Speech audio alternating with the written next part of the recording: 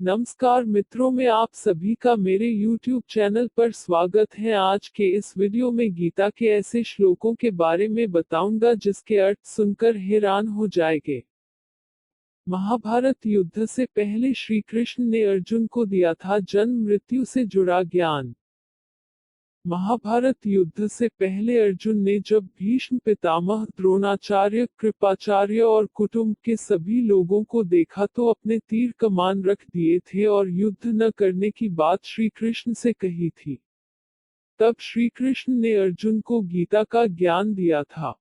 गीता में दिया गया ज्ञान आज भी हमारे जीवन की कई परेशानियां दूर कर सकता है। जानिए गीता के कुछ चर्चित श्लोक और उनके सरल अर्थ। श्लोक नंबर प्रथम। कर्मण्येवाधिकारस्ते मा फलेषु कदाचन मा कर्म फल हेतुर्भूर्माते। ये गीता के दूसरे अध्याय का श्लोक है और बहुत प्रचलित भी है।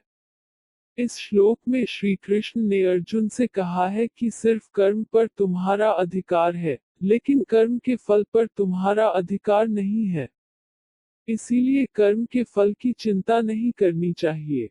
इस श्लोक में कर्म का महत्व बताया गया है। हमें सिर्फ कर्म पर ध्यान देना चाहिए। पूरी ईमानदारी के साथ अपना काम करें। गलत कामों से बचें। श्लोक नंबर द्वितीय। नैन छिद्रंती शस्त्राणि नैन दहति पावक न चैन क्लेदयन्त्यपो न शोषयति मारुत। ये भी द्वितीय अध्याय का श्लोक है। इसमें बताया गया है कि आत्मा को कोई शस्त्र काट नहीं सकता, आग जला नहीं सकती, पानी भिगो नहीं सकता, हवा सुखा नहीं सकती। श्री कृष्ण ने अर्जुन को बताया कि आत्मा शरीर बदलती है, कभी मरती नहीं है। इसीलिए किसी की मृत्यु पर शोक नहीं करना चाहिए। श्लोक नंबर तृतीय। यदा यदा हि धर्मस्य ग्लानिर्भवति भारत अभ्युत्थानमधर्मस्य तदात्मानम्। ये गीता के चतुर्थ अध्याय का श्लोक है। इस श्री कृष्ण कहते हैं कि सृष्टि में जब जब धर्म की हानि होती है यानी अधर्म बढ़ता है, तब तब मैं धर्म की स्थापना के लिए अवतार लेता हूँ। जो लोग अधर्म करते हैं, भगवान उनका संहार करते हैं, इसीलिए धर्म के अनुसार काम करना चाहिए। श्लोक नंबर चतुर्थ। हे कौन्तेय अर्जुन, और निश्चय करके युद्ध करो। हतो वा प्राप्यसि स्वर्गम जित्वा वा भोक्ष्यसे महिम। तस्मात् उत्तिष्ठ कौन्तेय युद्धाय कृतनिश्चयः। इस श्लोक में श्री कृष्ण अर्जुन से कहते हैं कि यदि तुम युद्ध में वीरगति को प्राप्त होते हो तो तुम्हें स्वर्ग मिलेगा और यदि विजयी होते हो तो धरती का सुख पा जाओगे। इसलिए उठो, हे कौन्तेय, और निश्चय करके युद्ध करो। श्लोक नंबर पंचाध्याय। तो विषयान पुंसः संगस्तेषु जायते संगात् संजायते कामः। विषय वस्तुओं के बारे में सोचते रहने से मनुष्य को उनसे आसक्ति हो जाती है। इससे उनमें कामना यानी इच्छा पैदा होती है और कामनाओं में विघ्न आने से क्रोध की उत्पत्ति होती है। इसलिए कोशिश करें कि विषयाशक्ति से दूर रहते हुए कर्म में लीन रहा जाए। श्लोक नंबर षष्ठ।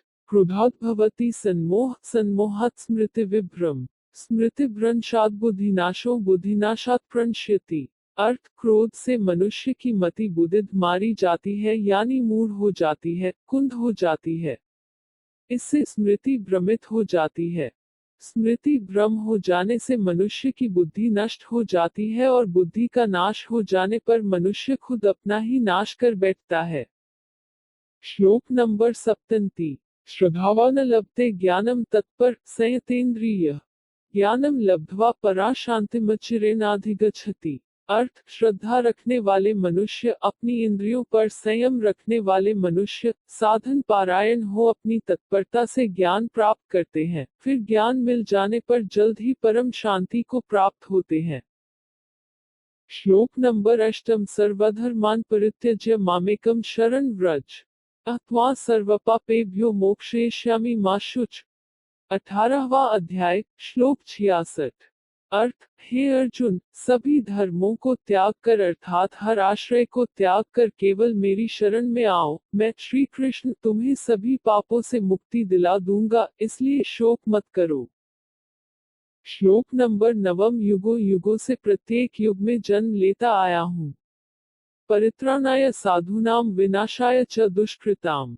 धर्म संस्थापनार्थाय संभवामि युगे युगे। चतुर्थ अध्याय, श्लोक 8। अर्थ, सीधे साधे सरल पुरुषों के कल्याण के लिए और दुष्कर्मियों के विनाश के लिए। धर्म की स्थापना के लिए मैं, श्री कृष्ण, युगों युगों से प्रत्येक युग में जन्म लेता आया हूँ।